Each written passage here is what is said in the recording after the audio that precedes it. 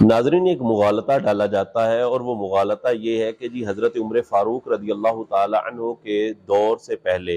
نبی کریم صلی اللہ علیہ وسلم کے دور میں اور حضرت سیدنا ابوبکر صدیق رضی اللہ تعالی عنہ کے زمانے کے اندر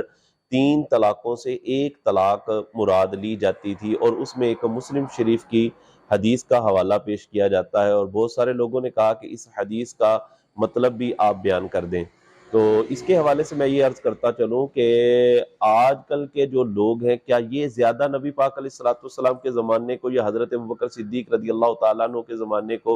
اور نبی کریم صلی اللہ علیہ وسلم کی احادیث کو زیادہ جانتے ہیں، یا حضرت سیدنا عمر فاروق رضی اللہ تعالیٰ عنہ زیادہ جانتے ہیں؟ حضرت عمر فاروق رضی اللہ تعالیٰ عنہ کے زمانے کے اندر جب 3 طلاقوں سے 3 طلاقیں ہی مراد لی جاتی تھی، چاہے وہ ایک مجلس میں دی جائیں، چاہے جس طرح بھی دی جائیں، تو جب حضرت عمر فاروق رضی اللہ تعالی عنہ نے جب یہ صحابہ اکرام علیہم رضوان کے مابین بیٹھ کر یہ فیصلہ فرمایا کہ اب 3 طلاقوں سے 3 طلاقیں ہی مراد ہوں گی، تو ظاہر ہے حضرت عمر فاروق رضی اللہ تعالی عنہ کا یہ قول یہ نہیں تھا کہ نبی پاک صلی اللہ علیہ وسلم کے قول کو یا حضرت ابوبکر صدیق رضی اللہ تعالی عنہ کے قول کو منسوخ کرنے والا تھا، ایسا نہیں تھا۔ یہی وجہ ہے کہ صحابہ اکرام علیہم رضوان کی موجودگی میں جب حضرت عمر فاروق رضی اللہ تعالی عنہ نے یہ فیصلہ فرمایا تو صحابہ میں سے کسی نے بھی اس پر انکار یعنی اعتراض نہیں کیا۔ تو حضرت عمر فاروق رضی اللہ تعالی عنہ کا یہ فیصلہ فرمانا یہ نبی کریم صلی اللہ علیہ وسلم کے قول، حضرت ابوبکر صدیق رضی اللہ تعالی عنہ کے قول کے بالکل مطابق تھا، کوئی مخالف نہیں تھا اور نہ ان کے قول کو منسوخ کرنے والا تھا۔ پھر اس کا مطلب کیا ہے جو کہ وہی حضرت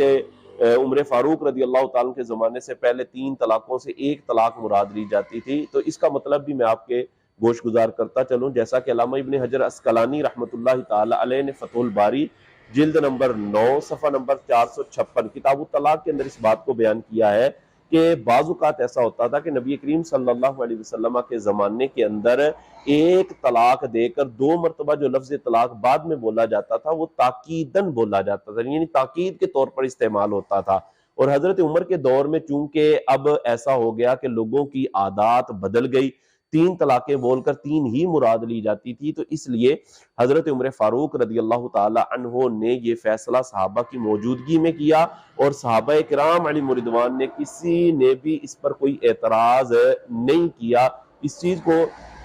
علامہ ابن حجر عسقلانی رحمۃ اللہ علیہ نے فتح الباری کے اندر بیان کیا ہے۔ تمام محدثین اسی نظریے پر چلتے رہے ہیں، ائمہ اربعہ نے اسی بات پر فتویٰ دیا ہے، اور اس کے علاوہ صحابہ کرام علیہم رضوان اسی بات کو بیان کرتے رہے کہ 3 طلاقوں سے 3 طلاقیں ہی مراد لی جائیں گی۔ اور یہ نبی پاک صلی اللہ علیہ وسلم کے زمانے کے اندر بھی ایسا ہوا ہے کہ ایسا نہیں ہے کہ نبی کریم صلی اللہ علیہ وسلم کے زمانے میں 3 طلاقیں دے کر 3 طلاقیں مراد ہی نہ لی گئی ہوں، جیسا کہ ہم نے ایک اپنے پہلے ویڈیو کلپ کے اندر اس چیز کو بیان کیا اور باقاعدہ حوالے پیش کیے بخاری شریف سے، ابو داؤد شریف سے، نسائی شریف سے اور دیگر کتب احادیث سے، اس بات کو بیان کیا ہے کہ نبی کریم صلی اللہ علیہ وسلم کے زمانے اقدس کے اندر بھی 3 طلاقیں دے کر 3 مراد لی گئی اور نبی کریم علیہ السلام نے ان کو نافذ فرمایا ہے۔ تو لہذا 3 طلاقیں جس طرح بھی دی جائیں گی وہ 3 طلاقیں نافذ ہو جائیں گی۔ اس پر لوگوں کو غور کرنا چاہیے، غصہ نہیں کرنا چاہیے، اور حرام کاری سے خود بھی بچنا چاہیے